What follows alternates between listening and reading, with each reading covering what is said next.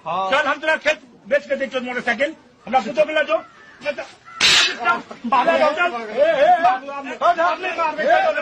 हम खेत बेच के तोरा मोटरसाइकिल। हाँ बाबू आप गलती चलो चलो चलो हम यहाँ सुंदर कुत्तों का तू छोड़ गया। अब बाबू गलती हो गई कल एक दो बार कल मशीन हम साफ हो गई हम दोस्त सब कहते ना ते द्वारा कल को मोटरसाइकिल लेके हां लहजो आराम से भाग ले बदमाशी नहीं करो खेत बेच के तोरा हम। हां ठीक है हां बाबू ठीक है चप्पल पहन लिया हमारा गलती हो।